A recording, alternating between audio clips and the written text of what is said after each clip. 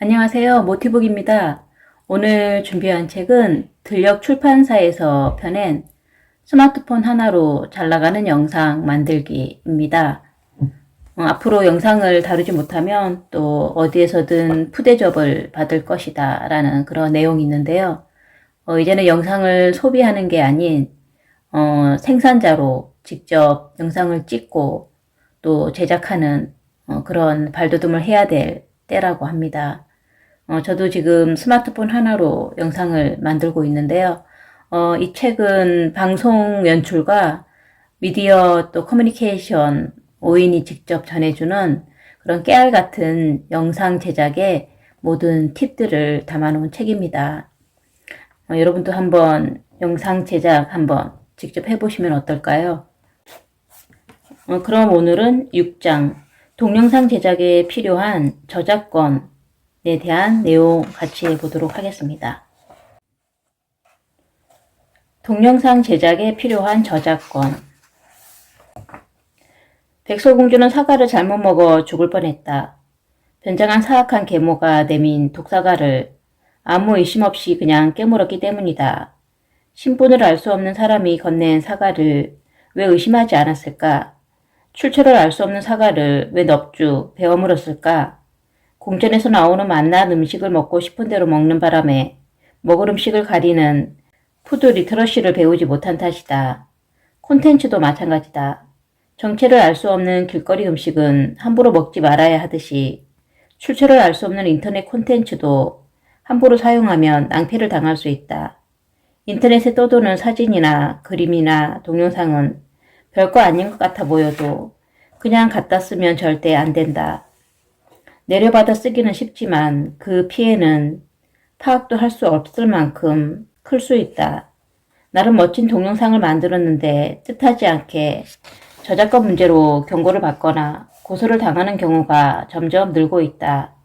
저작권 규정이 갈수록 엄격해지면서 미처 알지 못했거나 알아도 사소하게 여긴 침해 때문에 생각보다 큰 대가를 치를 수도 있다. 게다가 요즘은 영상에 전자지문을 심어 복제나 위조를 금방 확인할 수 있지 않은가? 인터넷 자료를 함부로 갖다 쓰는 것은 저작권 침해에 그치지 않는다. 정보 보안까지 걱정해야 한다. 컴퓨터가 컴퓨터 바이러스나 랜섬웨어에 감염되어 소중한 자료를 잃거나 좀비 컴퓨터가 되어 개인정보는 물론 금융정보까지 왕창 털릴 수도 있다. 음식은 가족이 직접 요리하거나 음식점에서 조리하거나 허가받은 공장에서 만든 것이라야 안심하고 먹을 수 있다. 영상도 직접 만들거나 돈을 주고 구입하거나 이용 허락 받은 것을 사용해야 안심할 수 있다. 정보 시대에는 푸드 리터러시만큼 저작권 리터러시도 중요하다. 인터넷에 있는 콘텐츠는 누구나 자유롭게 보라고 올린 것이다. 내려받아 다른 콘텐츠를 만들어도 좋다고 허락한 것이 아니다. 감상과 이용은 구분해야 한다. 동영상은 저작권에서 챙겨야 할 항목이 너무 많다. 영화가 종합예술인 만큼 동영상도 구성하는 모든 장면에 들어있는 모든 항목을 다 챙겨야 한다. 모든 등장인물의 의상과 소품과 배경은 물론 글꼴과 음악과 디자인과 스토리텔링까지 세심하게 저작권을 살펴야 한다.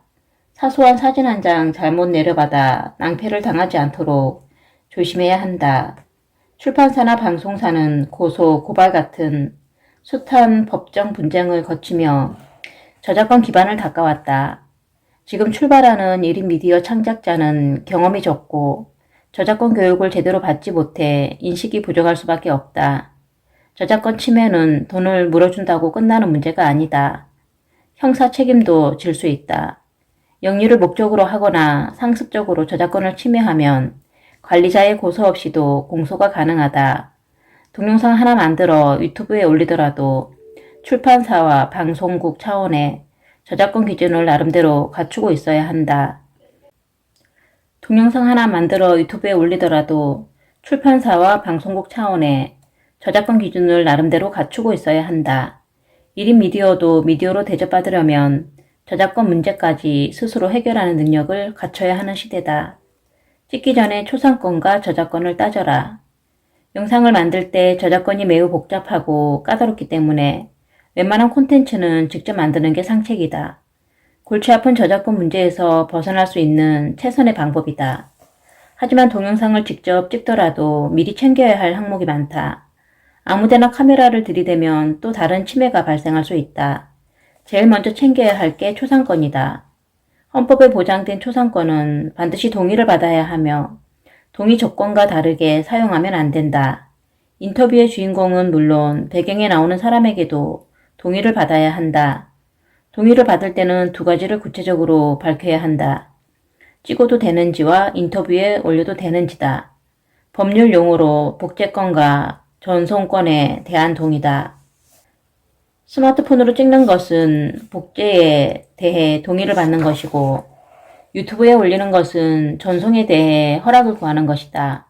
애써 찍었다가 미처 전송 동의를 받지 못해 유튜브에서 내리는 경우도 흔하다. 찍는 대상이 사람이 아니어도 조심해야 한다. 다른 사람의 얼굴이 나온 사진이나 영상을 찍어도 초상권 침해가 될 수 있다. 원격 회의나 원격 수업을 듣다가 발표자나 참여자가 나온 장면을 찍거나 저장해서 사용할 때도 반드시 동의를 받아야 한다. 연예인 얼굴이 나온 티셔츠도 연예인이 크게 부각되지 않도록 하는 게 좋다. 참고로 초상권은 인격적 권리이기 때문에 본인만 주장할 수 있다. 어떤 공간을 촬영할 때도 주인의 동의가 필요한 경우가 많다. 예를 들어 유명한 맛집에서 먹방을 찍으려다 영업에 방해된다는 주인의 반대로 무산되는 경우다. 어떤 건물이나 사유지를 찍을 때도 광고처럼 영리를 목적으로 한다면 주인의 허락을 받는 게 좋다.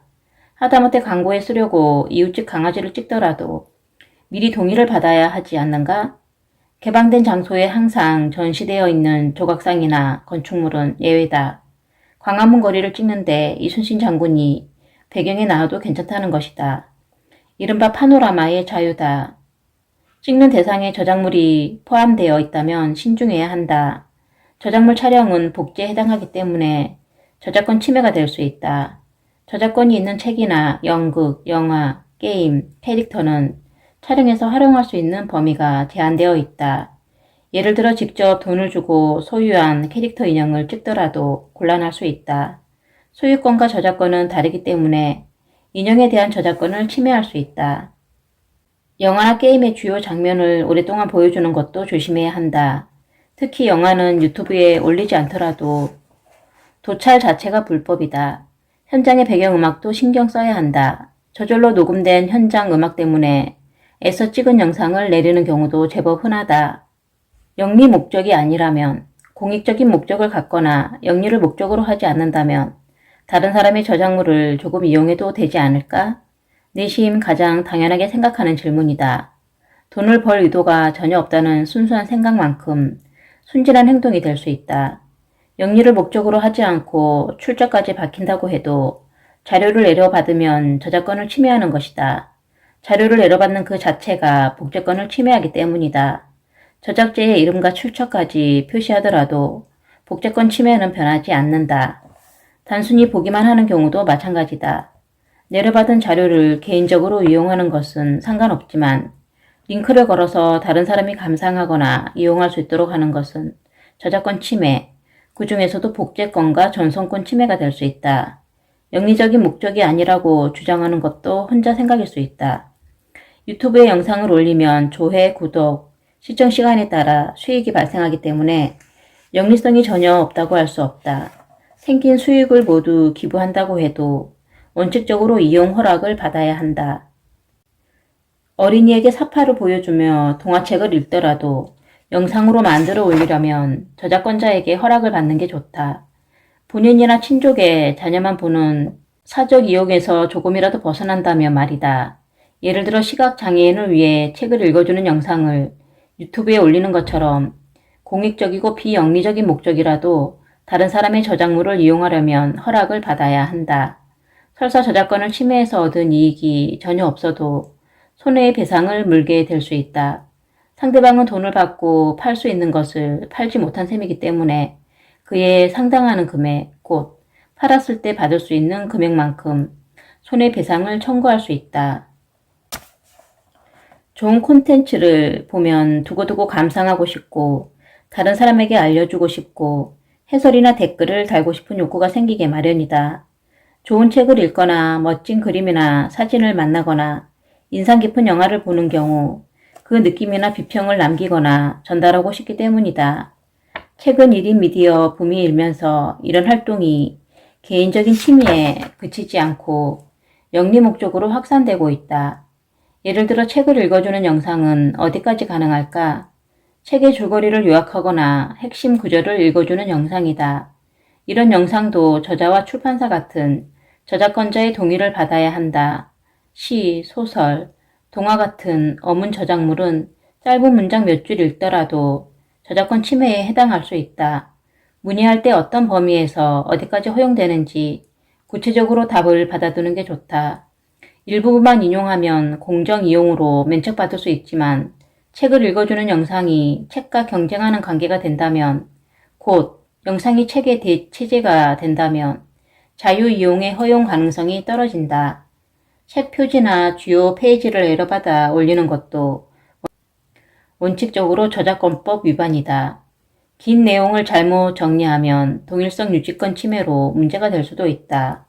화가의 그림이나 작가의 사진을 올리는 것도 당연히 허락을 받아야 한다. 그러면 그대로 따라 그리거나 찍어서 올려도 될까? 보통 복제는 인쇄, 사진 촬영, 복사, 녹음, 녹화와 같이 기계를 이용하는 경우로 알고 있지만 필사도 마찬가지다. 손으로 직접 베끼더라도 엄연히 복제다. 단순히 아이디어만 없거나 변형의 정도가 커 저작물과 차이가 많이 난다면 저작권 침해가 되지 않는다. 참고하는 수준이면 괜찮지만 그대로 그렸다면 저작권자에게 허락을 받는 게 좋다.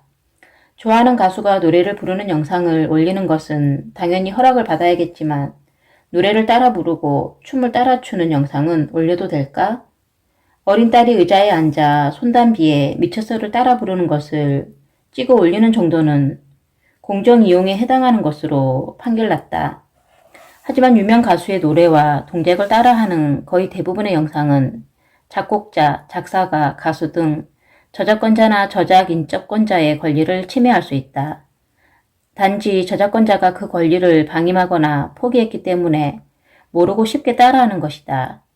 예를 들어 싸이는 강남 스타일을 그대로 흉내내는 것은 물론 경찰 스타일이나 대구 스타일처럼 패러디하는 것까지 허용했기 때문에 세계적으로 큰 인기를 끌 수 있었다. 단, 유명한 저작물의 제목은 유튜브 채널 이름으로 사용할 수 있다. 어린 왕자나 에마 부인 같은 제목은 저작권법의 보호를 받지 못하기 때문이다. 제작물성의 요건을 지키지 못하기 때문에 보호를 받을 수 없다. 단순한 표어나 구어도 마찬가지다.